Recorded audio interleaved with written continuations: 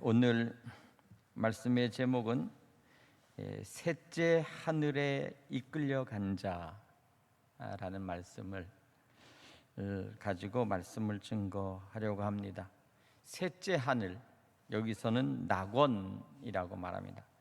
다시 말하면 천국을 경험한 자, 천국에 들어가서 천국을 보고 온 자에 대해서 오늘 기록한 내용이 오늘 본문입니다. 고린도후서 12장의 이 본문을 가만히 보면 우리는 한 가지 놀라운 사실은 오늘 이 고린도 교회에다가 편지하는 이 사도 바울이 이제 자기의 경험을 들어 이야기를 하지만 자기를 드러내놓고는 이야기하지 않지만, 그러나 분명한 것은 부득불 자랑할 것이 나에게 있다라고 오늘 본문의 말씀을 통해서 시작하는 것을 통하여 결국 자기를 간접적으로 드러내면서, 그러나 나 바울은 이와 같이 셋째 하늘에 끌려간 자가 아니라 내가 그와 같이 그러한 한 사람을 안다, 이렇게 비유하면서 결국 자기를 들어 이야기하는 것을 볼 수 있습니다. 유대인들은 일반적으로 하늘을 셋으로 구별하고 그리고 그것을 이제 말하고 있는데, 첫째 하늘은 날짐승이 다니는 바로 우리가 바라보는 하늘, 이것이 바로 첫째 하늘이고, 둘째 하늘은 해와 달과 별, 그리고 이 우주 천체가 있는 이와 같은 것들이 바로 둘째 하늘이라면, 셋째 하늘은 하나님이 계시는 신령한 하늘, 하나님의 나라가 있는 바로 그 하늘, 바로 그곳을 셋째 하늘이라고 합니다. 그래서 이 셋째 하늘, 과연 성경에 보면 하늘로 올라간 자가 몇이나 될까? 우리는 잘 알다시피 창세기 보면 에녹이, 하나님이 불러가셔서 에녹이 하늘로 올라갔다고 말씀하고, 두 번째는 선지자 엘리야가 바로 하늘에 올라간 위대한 신앙인입니다. 사도 바울도 자기가 이 하늘로 올라가진 않지만 셋째 하늘에 올라간 신비한 체험을 했습니다. 그래서 이 셋째 하늘에 올라간 경험을 통해서 우리에게 몇 가지 우리에게 주는 교훈을 생각해 보고자 합니다. 요한계시록을 우리가 요한계시록은 있지만 요한계시록에 있는 그 말씀들을 우리가 흔히 여러 가지 비유나 아니면 여러 가지로 이래서 설명할 수는 있으나 과연 그것이 맞는 것인지 틀리는 것인지 알 수가 없기 때문에, 요한 웨슬리 우리 감리교회에 있는 우리 목사님도 요한복음 3장까지만 주의하고 더 이상 주의하지 않았어요. 왜냐하면 하늘에 있는 그것 직접 가보지 않고 말씀으로만 사도 요한을 통하여 증거된 이 말씀을 가지고서 마치 갔다 온 것처럼 여러 가지로 비유로 들어서 설명하는 것은 어디까지나 그냥 사람의 설명이지 과연 그것이 그러한가에 대해서는 알 수가 없다는 것입니다. 바로 그것이죠. 그렇죠? 우리가 여기 이 지구에서 저 먼 공중에 있는 별들이나 은하계를 바라보기 위해서 만원경을 가지고서 그러면서 거기를 들여다보고 그러면서 우주를 바라보는 것도 아마 인간이 가지고 있는 그 하늘에 대한 신비, 아니면 하늘에 대한 어떤 그런 궁금증일 거예요. 도대체 하늘은 어떻게 돼 있는 하늘인가? 우리가 살고 있는 이 땅이 여기 있다면 과연 하늘은 어디인가? 그리고 그 하늘이라고 하는 그것이 과연 우리가 어떻게 되어 있는가? 수없이 많은 궁금증 가지고 있잖아요. 저와 여러분도 또한 동일할 것입니다. 그런데 여기 이 사도 바울이 자기가 자랑한다고 하면서 주의 환상과 계시를 말하리라. 주의 환상과 계시를 말하리라. 보통 보면 사람이 환상과 계시를 볼 때 사람들은 입신을 한다고 그럽니다. 왜 이렇게 답답한가 했더니 마스크를 제가 쓰고 있군요. 마스크를 좀 벗고 하겠습니다.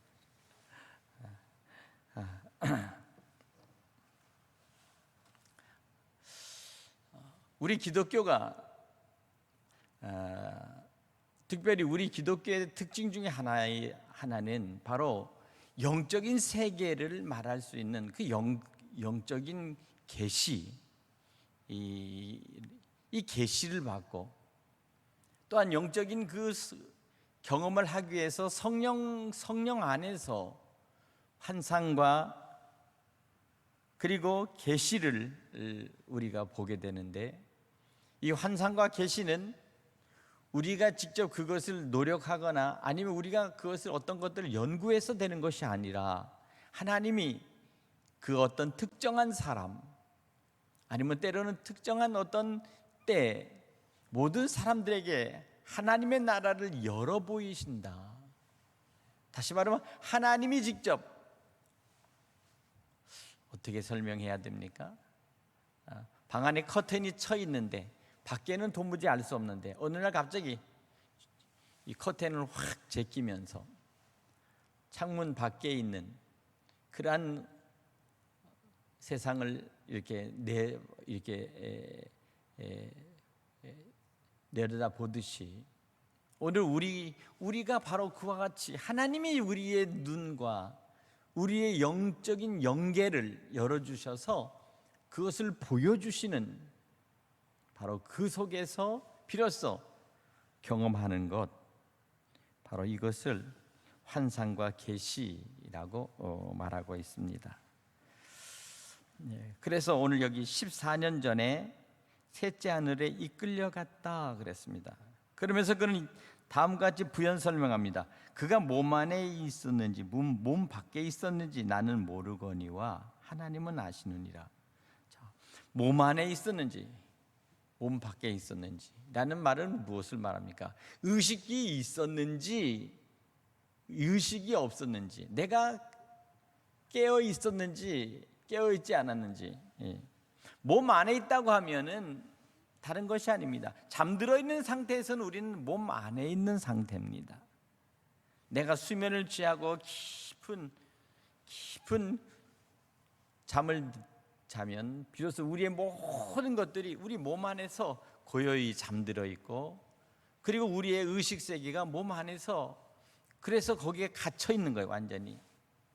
그러나 몸 밖에 있다고 하는 것은, 내가 몸 밖에 있다고 하는 것은 비로소 모든 것들을 눈으로 보고 확인하고 생각하고 판단하고 귀로 들리고, 바로 그 밖에 있는 모든 것들이 내 안으로 들어오는 상태는 내가 몸 밖에 있는 상태예요.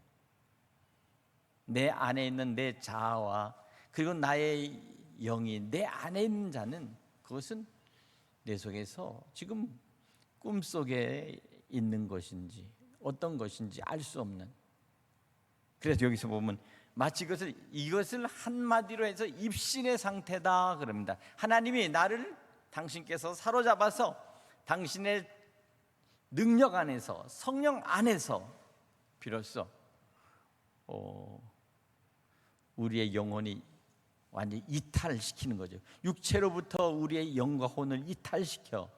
그래서 몸은 잠들어 있는 것처럼 누워 있지만, 그러나 그 영은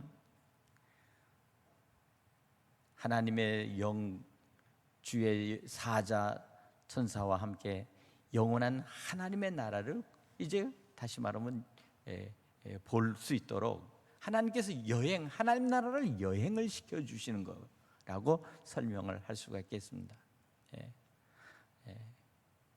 그래서 그곳에 실제 가보고 다 여기저기 가보고 정말 아름다운 것들을 보고 말할 수 없고 가히 표현할 수 없고 그러한 것들을 또 향기를 맡아보고 그런 어떤 시간 그 모든 경험이 다 있는 상태에서 어느 한순간에 다시 자기 몸 안으로 영혼이 들어오고 비로소 깨었을 때 눈을 번쩍 떴을 때 의식이 돌아왔을 때 과연 이것이 꿈일까 생시였을까 알 수가 없는 거죠. 알 수가 없는 것이죠. 바로 그와 같은 일들이 바로 오늘 여기 환상이라고 말하고 있습니다. 환상. 이런 환상들을 만일 직접 경험하고 그리고 이 환상을 직접 체험하면 정말 이것은 정말 일생에 한 번 아니면 두 번 이런 경험을 간절히 기도하면서 경험할 수만 있다면 그 이상의 큰 축복과 은혜는 없을 줄로 믿습니다. 바로 이와 같은 것입니다. 근데 바울은 이와 같이 말합니다. 내가 이런 사람을 아노니 그가 몸 안에 있었는지 몸 밖에 있었는지 나는 모르거니와 하나님은 아시느니라 하면서 그가 낙원으로 이끌려가서 말로 표현할 수 없는 말을 들었으니 자, 낙원으로 이끌려갔다라고 말합니다. 여기는 이 낙원이라고 하는 이 파라다이스라고 하는 이곳은 요한계시록에서 있는 바로 그 영원한 하나님이 계시는 시온성과는 다른 곳입니다.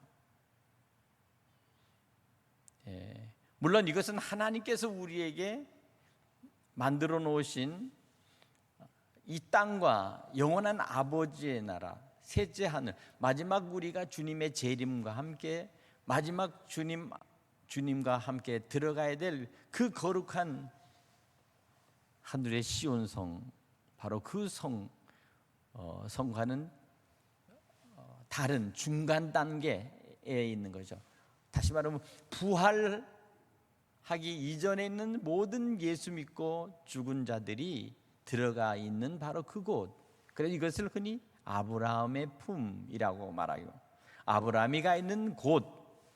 믿음의 조상 아브라함을 위하여 하나님께서 예비하시고 그곳에 들어가 아브라함과 함께 다시 주님의 재림 때까지 그곳에 머물 수 있도록 구원받은 자들의 처소 바로 거기가 바로 낙원입니다.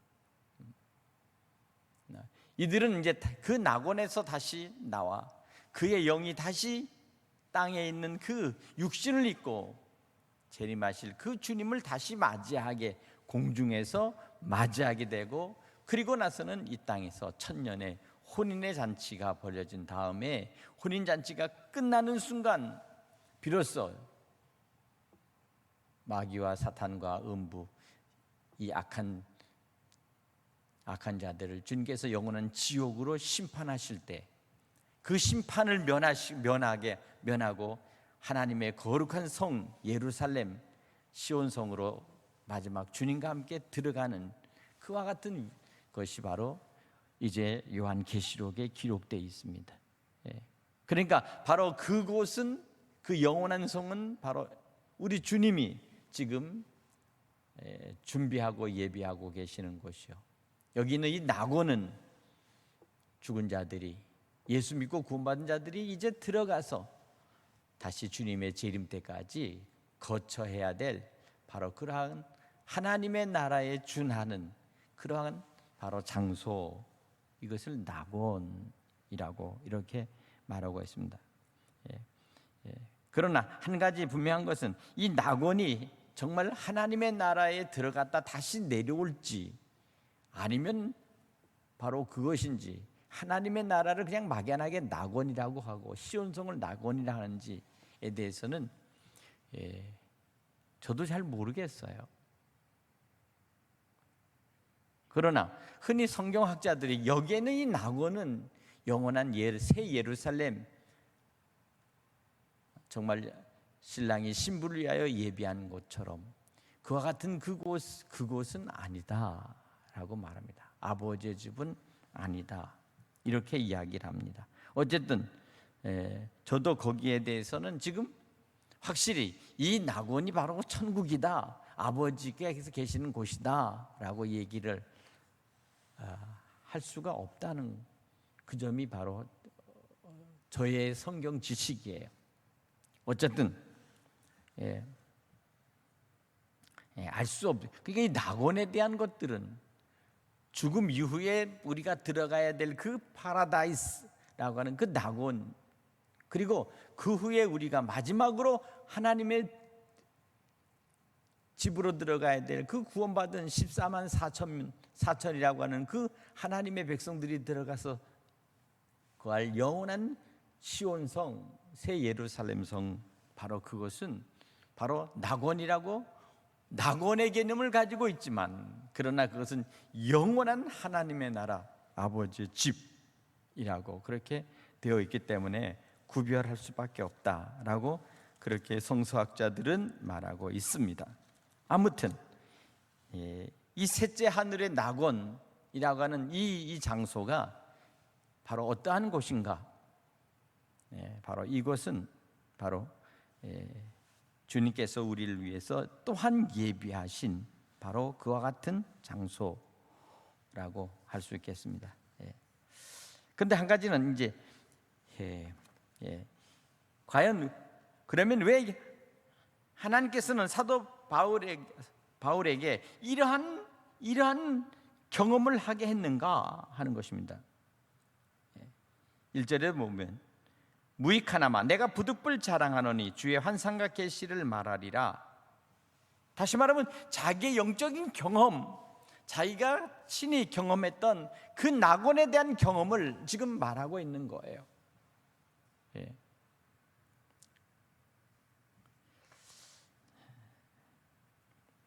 바울이 영적으로 체험한 이 환상과 계시 속에서 그가 셋째 하늘, 그 셋째 하늘로 끌려가 그 말할 수 없는 좋은 낙원을 보고 거기서 듣고, 그리고 그가 다시 돌아왔을 때 바로 그때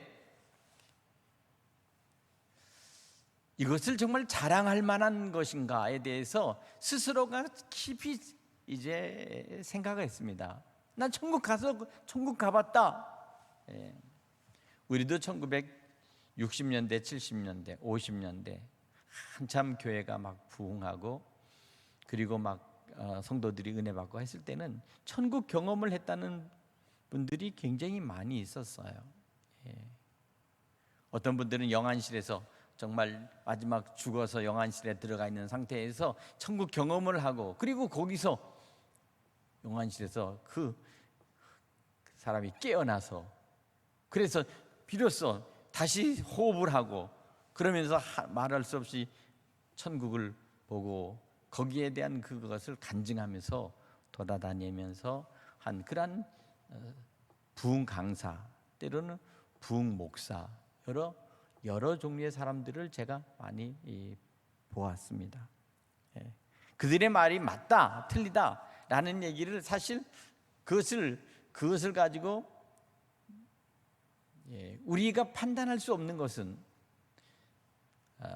사실 여기 사도 바울도 오늘 고린도전서 12장에 말씀하신 것처럼 부득불 자랑할 수밖에 없는 나에게 한 가지 비밀이 있는데 그것은 바로 셋째 하늘, 다시 말하면 여기 보니까 낙원, 바로 그곳에 끌려가서 내가 그것을 봤는데 차마 나라고 얘기하지 못하니까 나는 그런 사람을 안다 라고 하는데, 그 상태는 어떤 상태인가? 그가 몸 안에 있었는지 몸 밖에 있었는지 나는 모르거니와 하나님만 아시느니라, 이렇게 말해요.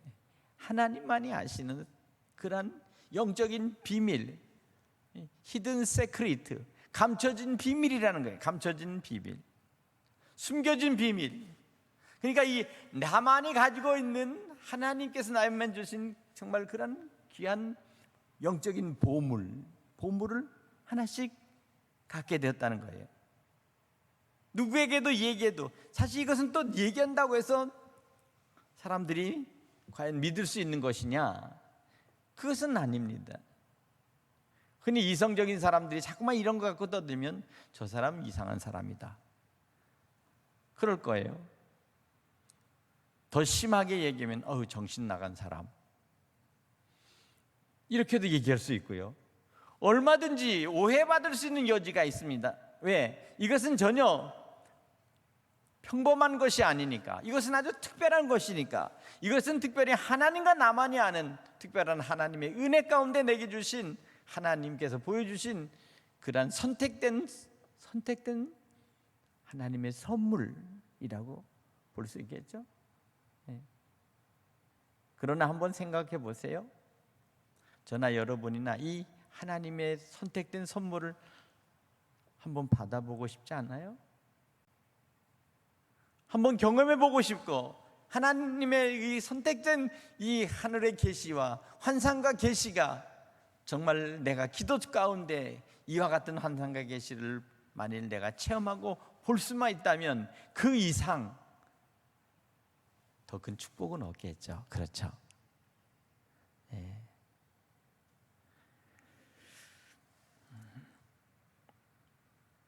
오늘 여기 6절에 이렇게 말합니다. 사도 바울, 내가 만일 자랑하고자 하여도 어리석은 자가 되지 아니할 것은 내가 참말을 함이라, 이렇게 말합니다. 물을 좀 마실게요.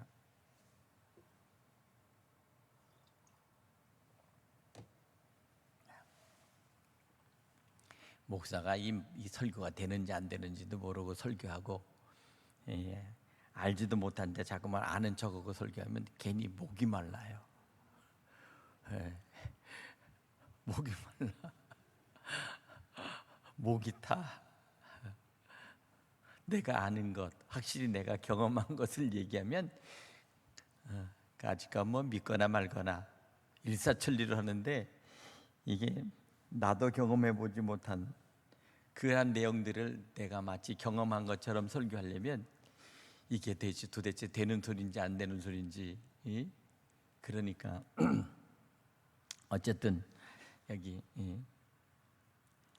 한 가지 이와 같은 것들을 자꾸만 자랑한다는 것은, 결국 자랑한다고 하는 것은 잘못하면 어리석은 자가 된다는 겁니다. 그러나 나는 어리석지 않다, 나는 참말을 한다, 나는 진실하다, 이것은 사실 팩트야. 팩트. 요새 말로 사실. 내가 사실을 경험한. 그러나 남들이 생각할 때는 과연 저게 사실일까? 라고 하는 언제나 퀘션, 질문이 생긴다는 거예요. 의문이 생긴다는 거예요. 여기 바로 신앙의 비밀이 있어요. 그러니까 개인적으로 자기가 가지고 있는 이와 같은 신령한 은혜는 마음속에 자기 스스로 오랫동안 간직하면서, 그것을 하나님이 내게 보여주신 것은 내 안에 신앙의 유익과 흔들릴 수 없는 분명한 이 구원의 확신을 주시기 위해서, 또 한 가지는 이와 같은 것들이 있어야 생명을 걸고 복음을 전도하는 복음 전도자로 사명을 감당할 수 있다는 거예요. 왜?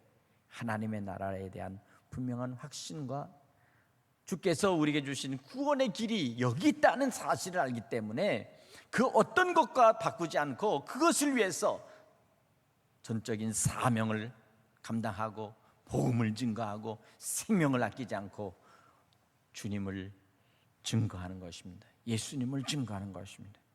믿으십니까? 바로 그것이 바로 내게 있어서는 유익한 것이죠. 누가 주님을 위해서 죽겠습니까? 누가 주님을 위해서 순교하겠습니까? 내게 그와 같이 죽음보다도 더 귀한 바로 하나님의 나라의 그 큰 영광과, 그리고 장차 누릴 그런 낙원이 있다는 사실을 확실하게 깨닫고, 그리고 확신 가운데 있는 사람만이 목숨을 내던지고 목숨을 아깝지 않고 목숨을 바쳐서라도 충성하고 봉사하지 않겠어요? 이와 같은 신앙. 한 가지 이 시대의 가장 단점은 흔히 보니까 어떤 사람은 그러더라고요. 천국 밑에 분당이라고 그러더라고. 분당 사는 사람들이 얼마나 좋으면 천당 밑에 분당이야.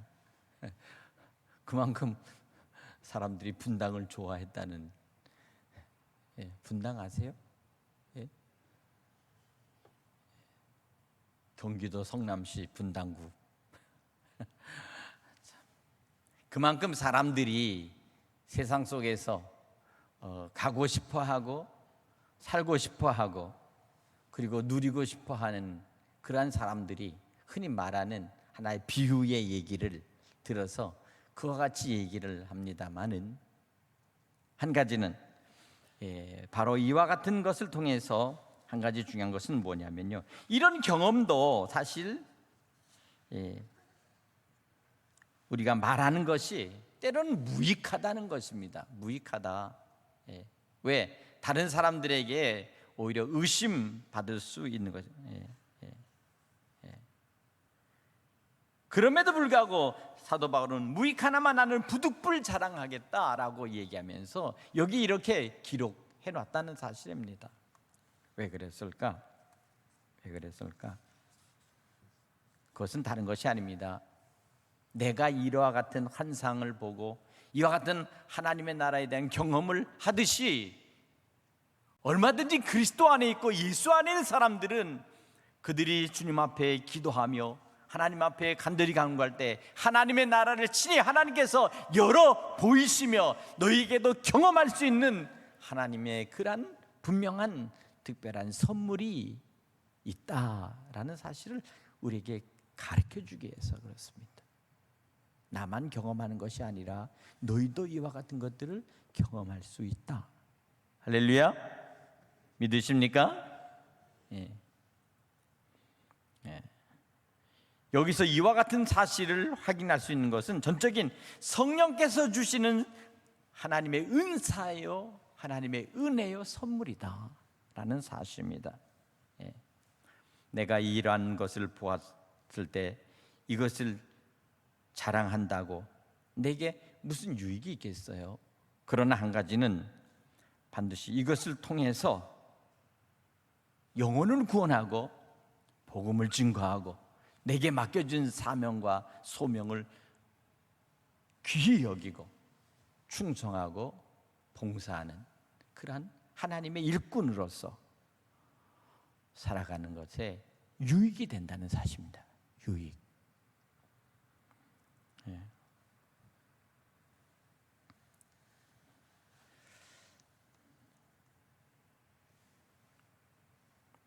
그러나 한 가지 여기서 중요한 것은 자기에게 주어진 이것을 너무 자랑하거나 아니면 이것을 남용해서는 안 된다는 사실을 가르쳐 줍니다.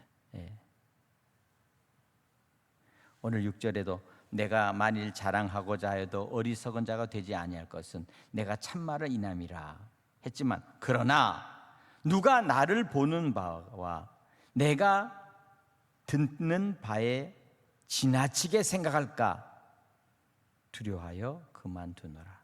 지나치게 생각한다. 아까 제가 그랬잖아요. 이상한 사람, 정신 나간 사람, 미친 사람. 요새 한 가지 고민이 있어요. 한 가지는 뭐냐면 그거예요. 이 시대는 너무 이성적으로 너무나 사람들이 생각하기 때문에 특별히 은사에 대한 부분들이 교회가 은사에 대한 부분들이 굉장히 메말라 있는 것 같아요.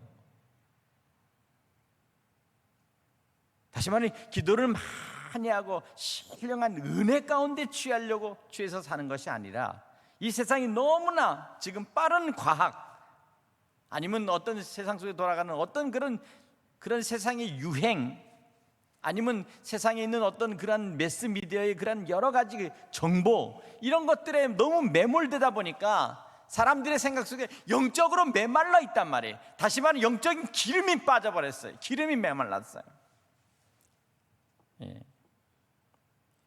이 시대가 이제는 점점 기름은 사라지고 전기 에너지라는 것으로 점점 돌아가고 있다는 사실이 지금 우리에게 그것을 얘기하지 않나 그래. 전기 에너지로 점점 하면 사람들이 인간이니까 이제는 반전 로봇화되는 거. 로봇화. 머리 지능적인 것과 에너지 전기만 통하면 모든 것들이 판별된다라고 하는 이런 속에서 정작 있어야 될 그런 기름으로 인하여 돌아가는 것들은 이제 제거된다고 한다면, 만일 그것이 인간 속에도 들어온다면 우리의 이성적인 모든 것들을 이용하는 것이 가장 큰 것이라지만, 우리의 모든 몸을 움직이는 우리 안에 있는 모든 것들은 사실은 기름이라는 사실을 모르십니까?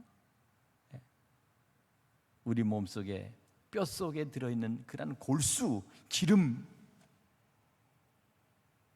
우리 몸을 움직이는 그 어떤 그런 움직이는 그런 여러 가지의 몸에 흐르는 길을 흐를 수 있도록 흘러가는 우리 안에 있는 호르몬, 이런 것들이 인간을 인간답게 만들고 인간을 더 모든 사람과 더불어 같이 할 수 있는 모든 영성의 그릇으로 만드는데, 시대가 점점점 기름이 없어져 버린다. 다시 말하면 매끄럽지 않다는 거예요.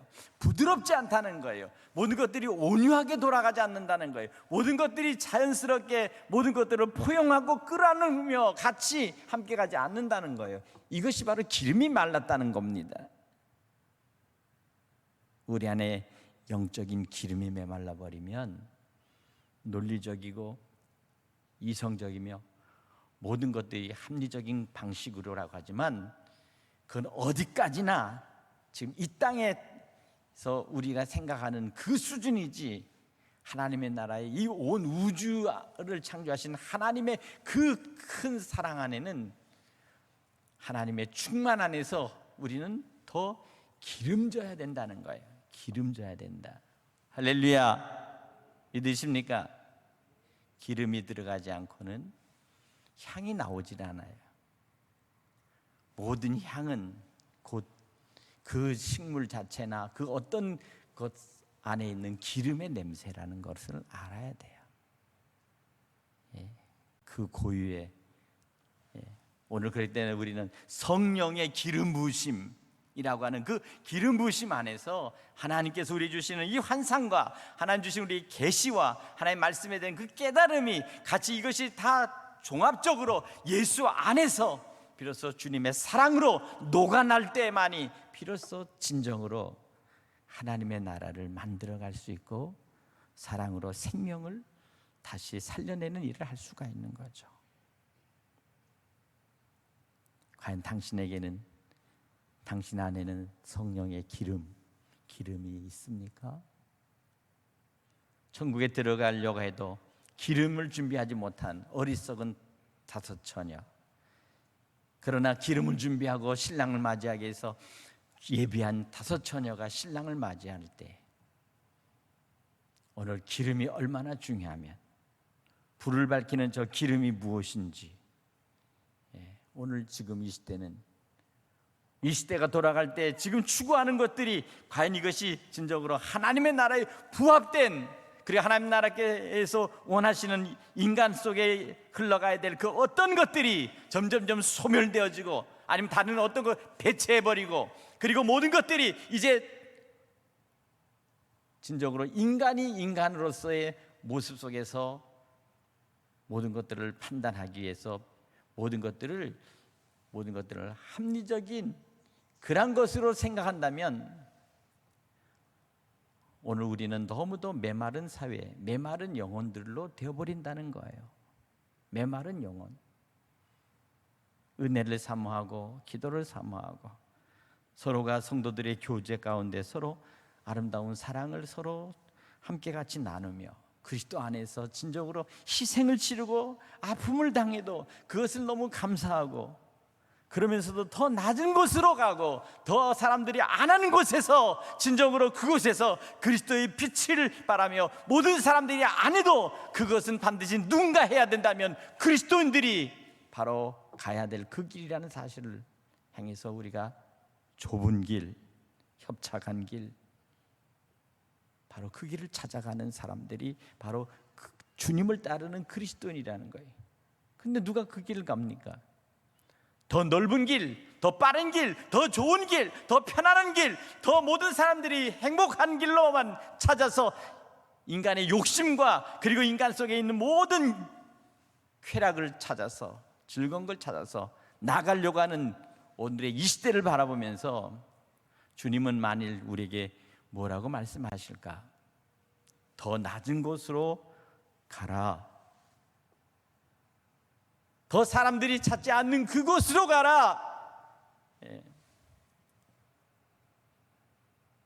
주님께서 오직 했으면 넌 좁은 문으로 들어가라. 좁은 문으로 들어가는 사람은 아무도 그 문으로 들어가지 않고, 그 좁은 길로 가는 사람은 아무도 그 길을 찾아가지 않지만 곧 그 길이 생명의 길이다. 모든 사람들이 찾는 건 넓은 길, 넓은 문으로 돌아다니는 그 길을 찾아서 가지만 그러나 거기는 구원이 없다. 우리 주님 말씀하셨잖아요.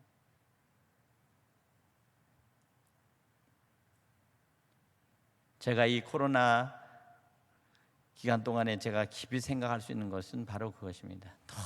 너무 코로나가 몇 명이다, 위험하다, 어쩌다, 뭐 어쩌다, 늘 그것으로 인해서 사람들에게 보이지 않는 것들로 질질질 끌려다니는 생각을 하니까 우리가 이렇게 끌려만 다니는 것이 우리가 해야 될 일인가 하는 생각이 들어요.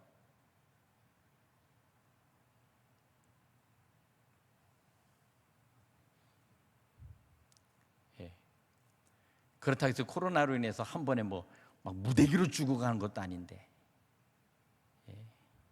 걸렸다고 해서 그렇게 특별히 기저질환 자들은 위험하지만 그렇지 않은 사람들은 그렇지 않잖아요. 냉정하게 얘기하자면 그렇다 그 말이에요. 그렇게 코로나가 두렵고 그렇게 코로나가 그렇게 무섭습니까?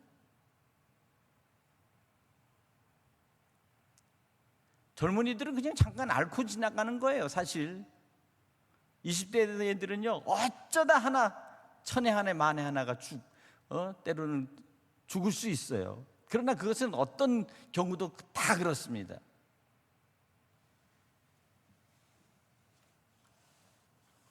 시대가, 때로는 정치가 사람들을 어떤 식으로 이용하는지는 알 수 없지만, 그러나 우리는 믿음의 사람으로서 우리는 좀 더 우리는 깨어 기도하며 다시 우리 속에 메말라가, 지금 제가 얘기한 거예요. 우리 심령 속에 지금 메말라 있다는 거예요. 기름이 없다는 거예요. 하나님의 환상과 계시에 대한 이러한 어떤 특별한 하나님에 대하여, 그리고 하나님을 알아가는 것에 대하여, 복음에 대한 참된 진리의 깊은 은혜에 대하여 점점점 사람들이 점점 그것에 대해서 무시되거나 아니면 그것들을 점점 우리의 생각 속에서 멀어질 때 우리의 영성이 메마르고 우리 안에 있는 성령의 기름이 메말라서 나 자신이 삐걱거린다는 거예요. 내 속에 있는 것들이 주의 은혜 가운데 평강과 자유를 얻을 수 없다는 겁니다.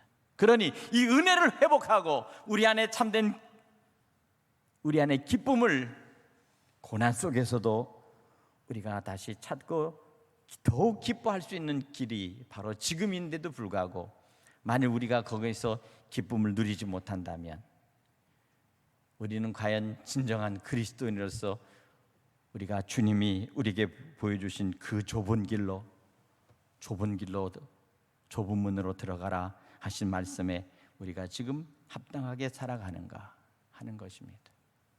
그렇기 때문에 먼저 우리는 하나님의 계시가 무엇일까? 7절, 여러 계시를 받은 것이 지극히 크므로 너무 자만하지 않게 하시려고 내 육체 가운데 곧 사탄의 사자를 주셨는데 이는 나를 쳐서 너무 자만하지 않게 하려 하심이라.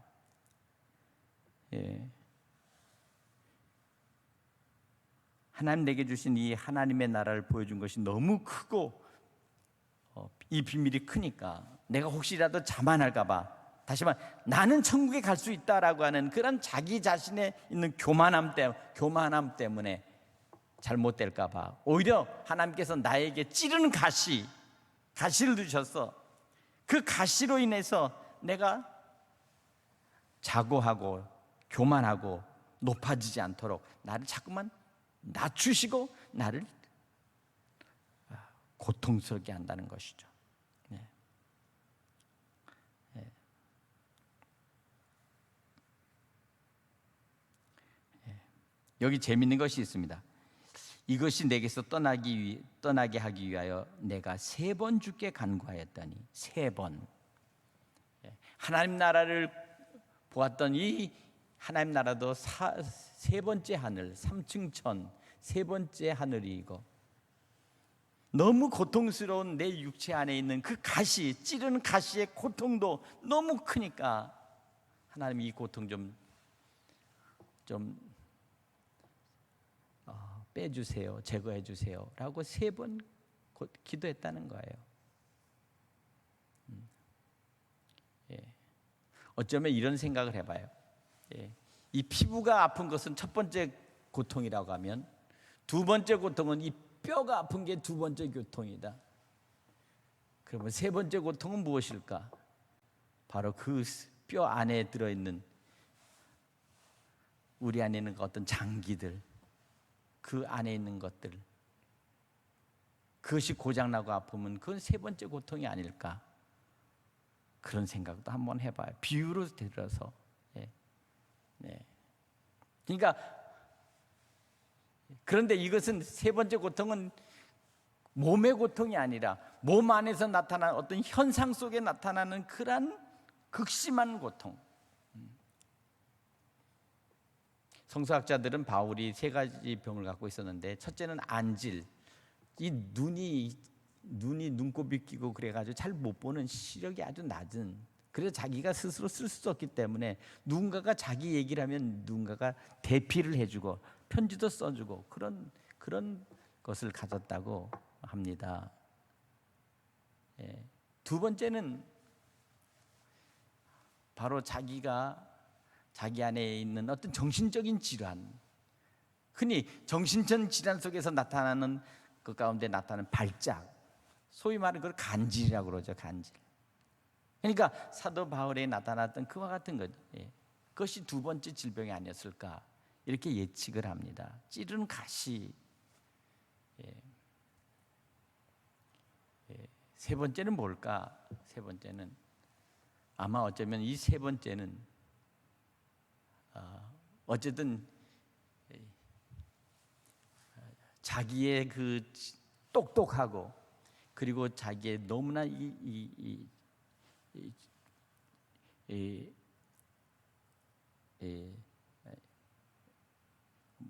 뛰어난 사람들이 갖고 있는 질병 속에서 나타나는 그 머릿속에 있는 그 통증, 두통, 극심하게 막 머리가 터져 나가는 것 같은 그런 통증, 이런 것이 아닐까.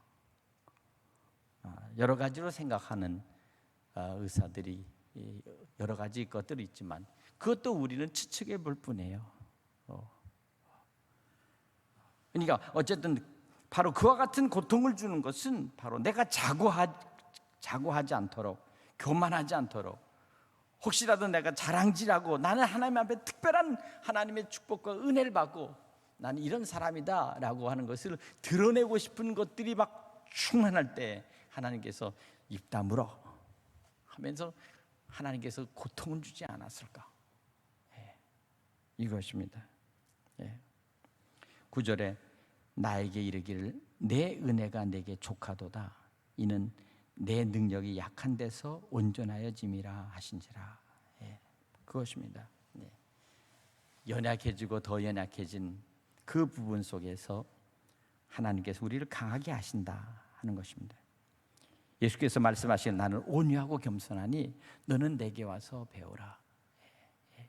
진정으로 참된 온유함과 참된 겸손함 속에서 진정한 가장 강한 하나님의 영성, 하나님의 거룩함, 하나님의 성결함, 그리고 하나님의 평강의 능력이 거기서부터 막 흘러나온다는 거죠. 저 사람은 왜 저렇게 저런 모습인데, 저와 같이 저렇게 약한데 그 안에서 무엇이 있길래 저렇게 차고 넘치도록 그렇게 우리에게 평강과 기쁨을 줄 수 있을까? 만일 저와 여러분이 우리의 연약하고 약해진 것을 자랑하고, 그리고 우리가 주님 안에서 더 온유하고 겸손해진다면, 그래서 다른 사람들에게 그리스도의 향기, 그리스도의 주시는 은혜를, 주님의 사랑을 저들에게 나눠줄 수 있다면, 오늘 이 시간 아무도 가지 않는 그 길 속에서 갔던 사람들이 그와 같이 주님의 복음을 증거했듯이, 이 시대 속에서도 다시 시대를 살려내는 새로운 하나님의 사람으로서의 모델을 만들어가는 것이 아닐까 하는 생각을 해봅니다. 사랑하는 여러분, 먼저는 하나님의 특별한 하나님의 은혜를 성령 안에서 누리시고, 여러분 안에 주님의 은혜의 기름이, 하나님의 영성의 기름이 여러분 속에 날마다 샘솟듯이 그렇게 기름들이 채워지기를 간절히 축원합니다. 그래서 정말 그리스도께서 가신 그 십자가의 길, 주님의 구원의 길을 우리 함께 가면서 세상 속에서 고단하고 세상 속에서 고통당하는 그러한 많은 사람들, 죽어가는 영혼들을 구원할 수 있는 믿음의 성도들 되시기를 주님의 이름으로 간절히 축원합니다. 이 시간 동영상 유튜브로 보는 우리 모든 성도들에게도 이와 같은 은혜가 이 시간 충만해지기를 간절히 축복합니다. 기도하겠습니다.